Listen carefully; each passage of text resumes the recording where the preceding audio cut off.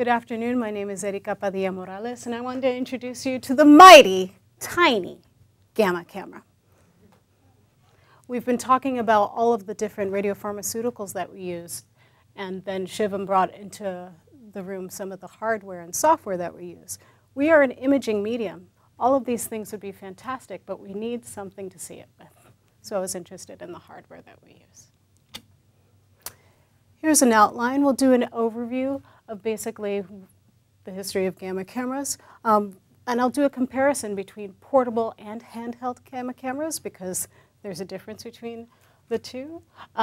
We'll go into the interoperative procedure because I'm really interested in how our cameras are helping our surgeons reduce the morbidity in the operating theater. And quite frankly, I fell in love with operating theater at CPMC. So just seeing that and seeing our role in patient care is pretty amazing.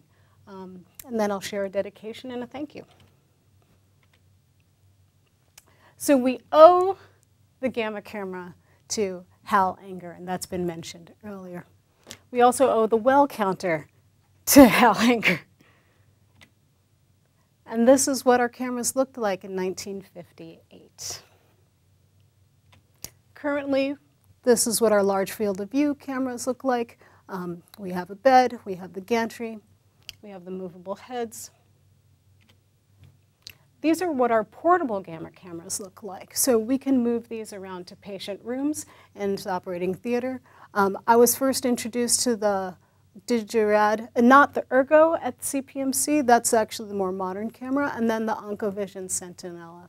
Both of those can be used in the operating theater.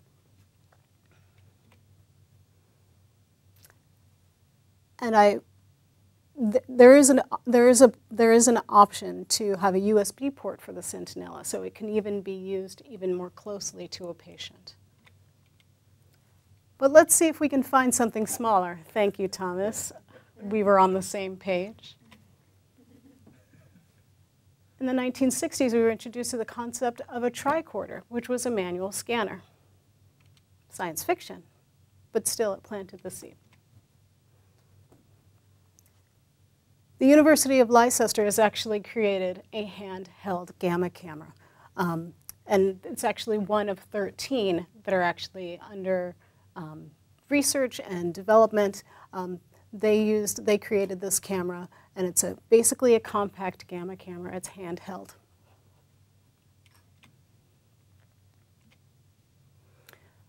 Again, I was introduced to the concept of a portable gamma camera, and it's used in the operating room at CPMC. I fell in love with lymphoscintigraphy. Okay? We're familiar with lymphoscintigraphy, where basically we prepare a patient for surgery by injecting them with either sulfur colloid or tilmanocept, the lymphoseek plug. We wait for the sentinel node to show up. We image that node. We might do a SPECT CT after we do our planar images and get to see the lymphatic channels. And then we bring them up into the operating room. Some of these images are used for the surgeon. But wouldn't it be better if we brought something in there to confirm the area that the surgeon is interested in and to confirm that we actually have taken out all of that cancerous tissue that we're interested in? Trust and verify. So the use of the intraoperative camera use visually confirms that malignant tissue has been removed, right? We can image what we see in the operating room, and the surgeon can confirm, yes, all of that cancerous tissue has been gone. So it reduces the morbidity, right? And it also prevents any recurrence and therefore the need for another surgery. The Ergo Portable has been used in sentinel node biopsies. It's also been used in parathyroid surgery. So head and neck, it's a very sensitive area of the body, right? There's a lot of things that can go wrong. So this kind of technology would be essential for any kind of patient to confirm we have everything and to confirm that a surgeon doesn't cut where he or she doesn't need to cut.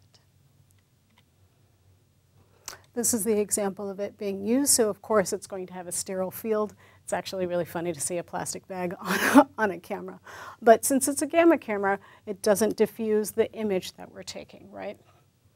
So the doctor can use it up close and personal to the surgical site. Another tool that a surgeon will use is a gamma probe. So before we brought cameras into the operating theater, we used a mini Geiger counter, and it would beep. And look in the very center, there's a little lymph node. So the Geiger probe would be like beep, beep, and the doctor will confirm, yes, this in fact does have cancerous cells. We can remove that. If it doesn't beep, the doctor doesn't take it out and doesn't need to take it out. Here's the Sentinella. And again, it supports with visualization. We know that the sentinel node is marked on the skin once that injection is made, and we confirm whether or not it appears during surgery. We also know that proximity equals better pictures. The closer your camera gets to the patient, that means that we get more counts, which means that we see the tissue in question. With a handheld gamma camera, you can get right onto the patient, which means that we have that greater accuracy. Intraoperative handheld gamma cameras bring the camera closer to the patient.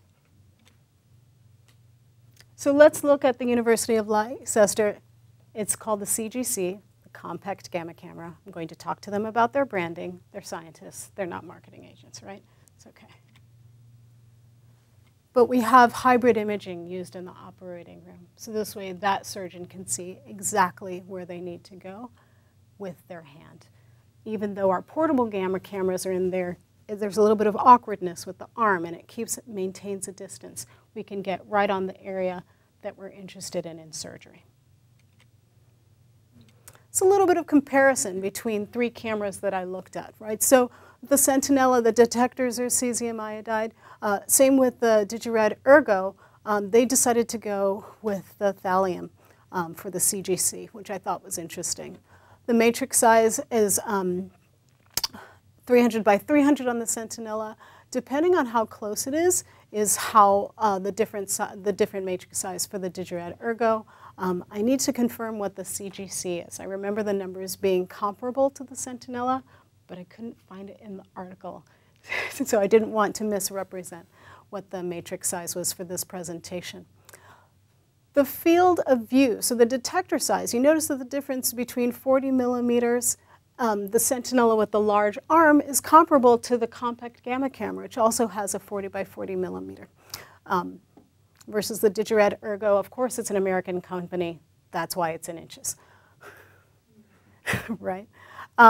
And both the Sentinella and the compact gamma camera are using pinhole collimation. But if you look at the resolution, the compact gamma camera has really fine resolution. This is a table from one of the articles that I read that actually was comparing the gamma camera performance to the large field of view. So a lot of people think that you're going to lose resolution or lose performance just because it's compact. That's actually not the case. Other uses. So we've heard about lacrimal scans. They're actually using this compact camera to isolate the lacrimal drainage. Thyroid, of course, right? Thyroid, parathyroid, that goes hand in hand. There was also research, but I did not find images for gynecological cancers, and pretty much where we can do surgery. Wherever we can do surgery, we can use this camera to confirm, so this way we know that our patients are good to go.